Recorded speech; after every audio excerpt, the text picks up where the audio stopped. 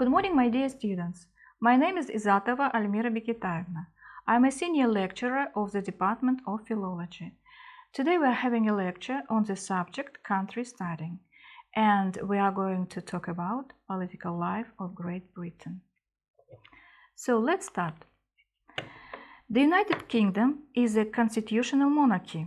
That means it is a country governed by a king or queen who accepts the advice of a parliament. It is also a parliamentary democracy. That is, it is a country whose government is controlled by a parliament, which has been elected by the people. Its constitution is an unwritten one. However, it is unwritten only in the sense that the documents upon which it is based have not been brought together in a single legal document. The major elements comprising this unwritten constitution are historic documents, such as the Magna Carta, signed by King John in 1215, Habeas Corpus Act, signed by Charles II in 1679, the Bill of Rights, signed after James II lost his throne in 1689 by his daughter Mary II and her husband William III, the Act of Settlement of 1701, decisions taken by courts of law on constitutional matters, judicial interpretations, privileges of parliament, other customs and conventions, and can be modified by a simple act of parliament. So, the Queen in Britain is a symbol of their nation's unity. The Queen personifies the state. She is the head of the executive, an integral part of legislature, head of judiciary, the commander-in-chief of all armed forces, the supreme governor of the Anglican Church, and the personal head of the Commonwealth. The United Kingdom is governed by Her Majesty's government in the name of the Queen. Although the Queen is deprived of actual power, she has retained many important though formal functions. Every autumn, at the state opening of Parliament, the Queen makes a speech. In it she says what her Parliament intends to do in the coming year. She summons, prolongs and dissolves Parliament, gives royal assent to bills passed by both houses of Parliament. She appoints every important office holder, including government ministers, judges, officers in the armed forces, governors, diplomats and bishops, and some other senior clergy of the Church of England. She confers peerages, knighthoods, and other honors. She appoints the Prime Minister to form a government of state. The Queen has, in international affairs, the power to declare war, make peace, to recognize foreign states and governments. Today, the monarchy is one of the great tourist attractions. Buckingham Palace, the Tower of London, Windsor Castle are on the list of priorities for most of tourists visiting Britain. Despite all the tragedies, scandals involving members of the royal family, the general public still supports the idea of preserving the royal family traditions. Queen Elizabeth II was born in 1926 and became queen in 1952 on the death of her father, George VI. She is one of the longest reigning monarchs in British history. In 2002, the Golden Jubilee of the Queen's reign was celebrated.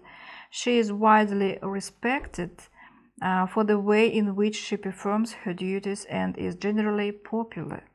In 1947, she married Prince Philip Mountbatten, the Duke of Edinburgh, and they have 3 sons and a daughter. British Parliament. British Parliament is the supreme legislature of the United Kingdom of Great Britain and Northern Ireland. It consists technically of the Crown, the House of Lords, and the House of Commons, but in common usage only of the last 2. Today, the main part is the House of Commons. Its members alone are called members of Parliament, and Parliament is the legislative branch of government. The House of Lords is the highest court of appeal in Britain's judicial system. In principle, the Crown in Parliament is supreme. This means that legislation passed by Parliament, which consists of the House of Commons and the House of Lords, becomes a law upon royal assent. In practice, legislation is dominated by the Prime Minister and the Cabinet, who initiate virtually all proposed bills and who are politically responsible for the administration of the law and the affairs of the nation.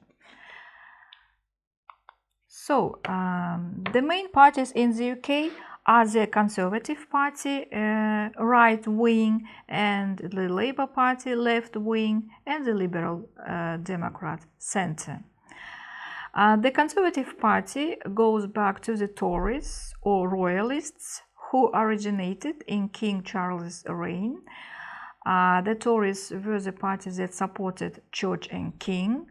The Tory party gave way to its successor, the Conservative Party, in around 1830. The Conservative Party believes in free enterprise and the importance of a capitalist economy, with private ownership preferred to state control. The Labour Party. In 1899, the Trades Union Congress summoned a special conference of trade unions and socialist bodies to make plans to represent Labour in Parliament. The proposed to such a meeting had come from Thomas Steels, a member of the Independent Labour Party, which had formed in 1893. The conference met in February 1900 in London and has always been looked on as the foundation of the Labour Party. However, the name the Labour Party was not adopted until 1906. The Labour Party believes that private ownership and enterprise should be allowed to flourish, but not at the expense of their traditional support of the public services. The Liberal Democrats. There has been a Liberal Party in Great Britain since 1868, when the name was adopted by the Whig Party. The Whig Party was created after the Revolution of 1688 and aimed to subordinate the power of the Crown to that of Parliament and the upper classes. In 1981, a second centre party was created by 24 Labour MPs. It was called the Social Democratic Party and soon formed an alliance with the Liberal Party. They formed a single party which became the Liberal Democrats after the 1987 election. The Liberal Democrats believe that the state should have some control over the economy, but that there should also be individual ownership. So, the head of the government is Prime Minister. He is also by tradition First Lord of the Treasury and Minister for the Civil Service. The Prime Minister presides over the Cabinet. He is responsible for the allocation of functions among ministers, informs the Queen at regular meetings of the general business of the government, and recommends a number of appointments to the Queen. The British Prime Minister has lived at 10 Downing Street since 1731. From the outside, it doesn't look special. It is not even a detached house. Inside, though it is much larger than it looks, the cabinet meets here and the cabinet office works here. The Prime Minister lives above the shop on the top floor, and the Chancellor of the Exchequer lives next door at number 11 and the government chief whip at number 12. So, my dear students, that's all I was going to tell you today. Thank you for your attention and time. Goodbye.